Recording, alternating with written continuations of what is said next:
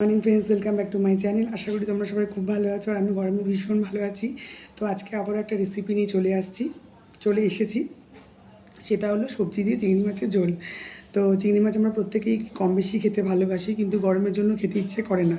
তাই গরমকালেও যেন খাওয়া যায়, আবার যেন কোনো শরীরে অসুবিধেও না হয়। তো দুটো দিক মেনটেন করে করব। তো সেটা হলো আমি আদা রসুন পেঁয়াজ দিয়ে করব না, আমি করব হচ্ছে আলু, বেগুন, ডাঁটা, ঝিঙে, এই সমস্ত সবজি দিয়ে পাতলা করে চিংড়ি মাছের ঝোল করব। তো চিংড়ি মাছ আমার অলরেডি সকালে কাটা হয়ে গেছে, যেহেতু ফোন ধরার কেউ নেই তাই আমি শেয়ার করতে পারিনি। তো এখন আমি এক হাতে ফোন ধরে যতটুকু পারবো শেয়ার করব। তো চলো রান্নাঘরে যাওয়া যাক, বেশি কথা না বাড়িয়ে।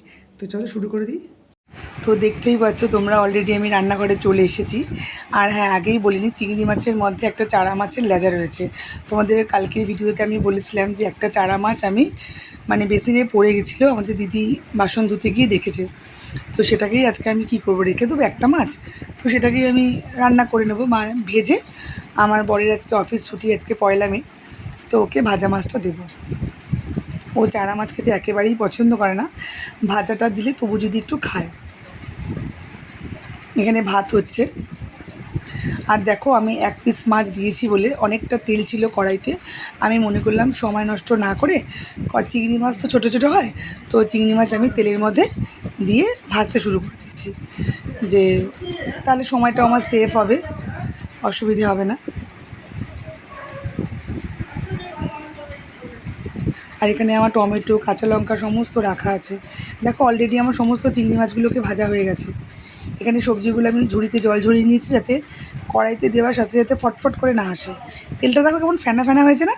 চিংড়ি মাছ আর ডিমের কুসুম যদি তুমি ডিম মাঝখান থেকে কেটে ভাজো না, সেদ্ধ করা, এরকম ফেনা ফেনা হয়।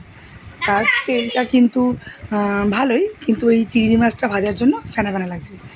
আর দেখো, টমেটো স্লাইস করে দুখানা মিডিয়াম সাইজের আমি কেটে রেখেছিলাম। আদা বাটা মনে হয় দিলাম, যেন ছেলেরা এসে কি বললো না, আমি ভুলেই যাই। আর দিয়েছি সাদা জিরে, কাঁচা লঙ্কা দিয়ে নাড়াচাড়া করেই সবজিগুলোকে আমি এর মধ্যে অ্যাড করে দেবো। আর হ্যাঁ, আমি সব সময় মিডিয়াম টু লো ফ্লেমে রাখি। বাবা আর ছেলের সাথে একদম বনাবন্তি নেই, দুজনে মিলে যা চিৎকার করে। মাঝে মাঝে আমি ভিডিও এডিট করতে গিয়ে ওদের দিকে তাকাই, কী বলি নিজেই বুঝতে পারি না। উফ, যত হয়েছে আমার জ্বালা। তো যাই হোক, চলো সবজিগুলোকে আমি নেড়ে চেড়ে নিলাম। খানিক বাদে আসছি আবার। দেখো, সবজিগুলো খানিক বাদে কতটা মজে কমে গেছে না? আর চিংড়ি মাছটাও দেখতে কি ভালো লাগছে, ভেজে রেখেছি। সবজিগুলোতে নুন দিয়ে ভেজে নিয়েছিলাম। এবার আমি বাদবাকি মশলাগুলোকে অ্যাড করে দেবো। যেরকম হলুদ দিয়ে দিচ্ছি, হলুদটা আমি বরাবর পরেই দিই, কেননা হলুদ দিলে না তরকারি কালো হয়ে যায়, প্রথমে দিলে ভাজাটা পুড়ে পুড়ে ওঠে। তারপরে আমি ধনে জিরে গুঁড়ো দিয়ে দিচ্ছি। আর পরিমাণ মতন দেবে, যে যতটা সবজি নেবে সে ততটাই পরিমাণ মতন মশলা অ্যাড করবে। আর তারপরে কাশ্মীরি লঙ্কার গুঁড়ো দিয়ে দিলাম। দিয়ে না সামান্য পরিমাণে জলও অ্যাড করতে হয়, যাতে মশলাটা পুড়ে না ধরে। তাই জন্য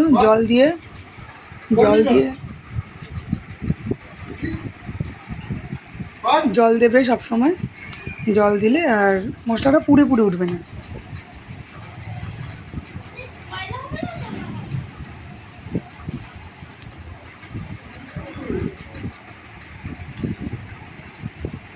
দেখো, ওখানে আমার মোটামুটি মশলাটা অর্ধেকটা, এই মশলাটা বলছি সরি, সবজিটা অর্ধেকটা হয়েই এসেছে। আর এইদিকে আমি চাও বসিয়ে দিয়েছি। আমাদের দিদি না কদিন ধরে তাড়াতাড়ি আসছে, গরমের জন্য খুব তাড়াতাড়ি আমাদের রান্না করতে হচ্ছে। মাছগুলোকেও দিয়ে দিলাম এর মধ্যে। 350 থেকে 400 গ্রাম মাছ ছাড়িয়েছি, হাফ হাফ করে নিয়েছি। এঁচোড় দিয়ে রান্না করবো অর্ধেকটা, অর্ধেকটা করলাম সবজি দিয়ে। লুকটা কি ভাল লাগছে না? তো আমি এবার গরম মশলাটাও এর মধ্যে অ্যাড করে দেবো।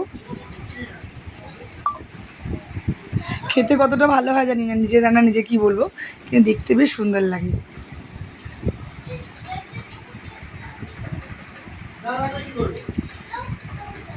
দেখো, মশলা পুরো কষে আমার তেল ছেড়ে গেছে। এবার আমি জল অ্যাড করে দেবো। উষ্ণ গরম জল আমি করেই রেখেছি। এবার আমি এটাকে অ্যাড করে দেবো জলটা। মাছ তো আমি আগেই দিয়ে দিয়েছি। জল অ্যাড করাটা কোথায় গেল বাবা, দেখালো না কেন?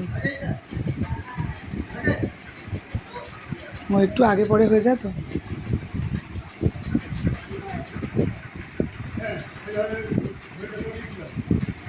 আমি ভিডিও খুব একটা ভালো করতে পারি না, তো শখে করি, ভুল ত্রুটি ক্ষমা করো। খুব ভালো হয়তো করতে পারি না, একটু পাশ থেকে আওয়াজ পাবে, এটা হচ্ছে আমার শ্বশুরের গলা, একটু জোরে কথা বলে শোনা যায়। ছেলের সঙ্গে সারাক্ষণ যুদ্ধ লেগেই আছে। তো দেখো ফাইনাল লুকটা দারুণ লাগছে দেখতে। আস্তে কথা বলো, ভিডিও এডিট করছি তো। তো টাটা বাই, টেক কেয়ার, সবাই খুব ভালো থাকবে, সেফ থাকবে।